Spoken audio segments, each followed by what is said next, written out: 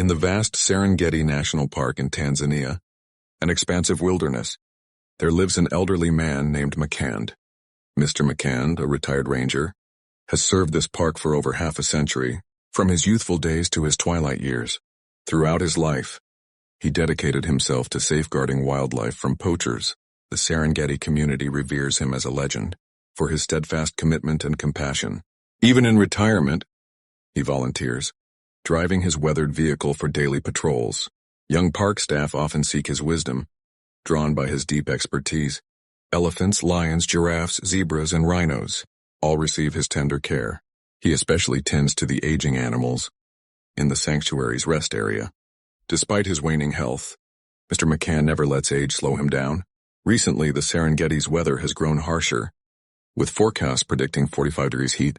That morning, the sun blazed fiercely across the park. Scorching air drove animals to seek shade under towering trees. Yet Mr. Makonde resolved to check on an injured rhino from the previous day. He drove toward the dense thicket, where the rhino was healing. His car crawled along the rugged path, through parched grasslands. Swelteringly unbearable heat seeped into the cabin, making him perspire heavily. Upon reaching the spot, he parked and stepped out, cautiously observing the rhino from afar. The creature appeared frail, its long gash still unhealed.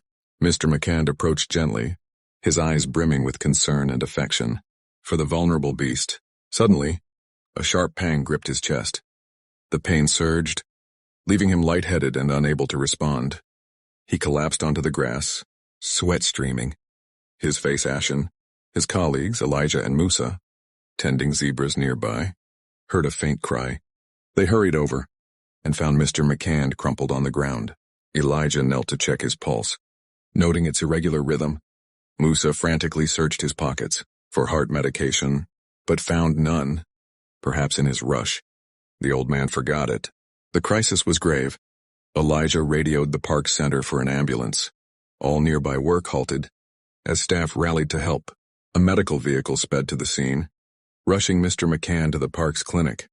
En route, Elijah called his name, urging him to hold on, but his weary eyes slowly shut.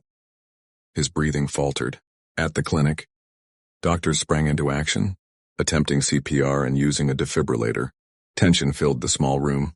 After over 15 minutes, a doctor solemnly declared his heart had stopped long before. A heavy silence fell. The staff was stunned. The news that he couldn't be saved echoed with grief, marking the end of a remarkable life. Colleagues flooded in, their faces etched with disbelief. They knew the park had lost its guiding light. The tragic news reached his family, leaving them heartbroken. Per Mr. Makonde's wishes, his funeral would be held at the park. Staff planned a ceremony, following local traditions. The next dawn, as the sun peeked over the horizon, the community gathered. A simple wooden platform stood in the sanctuary's central yard, where Mr. Makonde's body lay, his face serene as if asleep. Each person paid their respects, eyes full of sorrow. Elijah stood by, his shaking hand touching the old man's, reminiscing about shared times.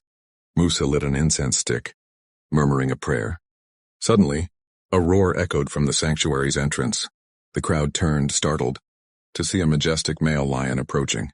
It moved calmly through the group, its gaze profound and enigmatic. Fear gripped the onlookers, who sought cover.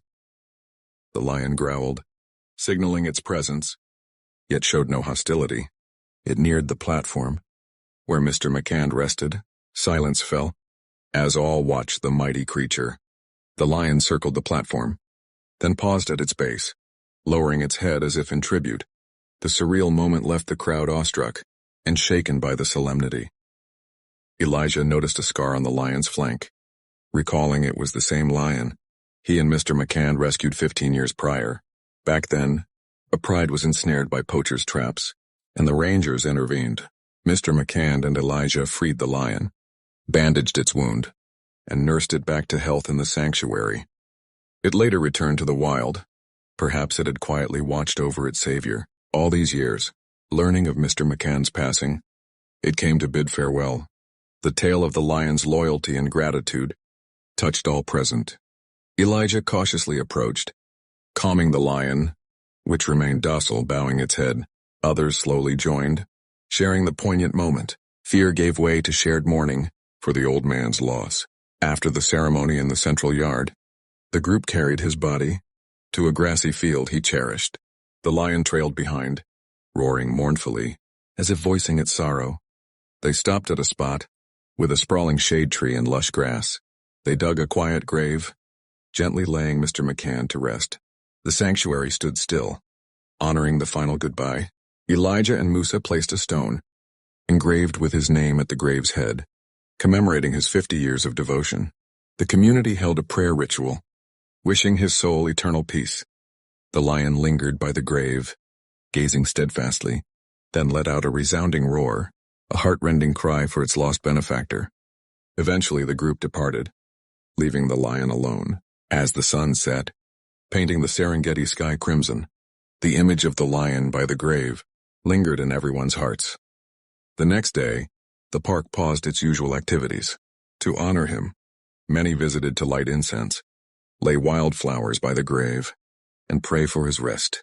Occasionally the lion returned, quietly contemplating by the site. Mr. McCann had given it life, and now it repaid him with remembrance. Elijah and Musa frequently visited, speaking to him, vowing to uphold his dream of protecting wildlife. The legacy of Mr. McCann, the revered former ranger, will endure in the Serengeti's memory, alongside the lion's undying devotion to its savior. Dear friend, thank you for reading this heartfelt story. Please share and support our cause. Farewell, until we meet again.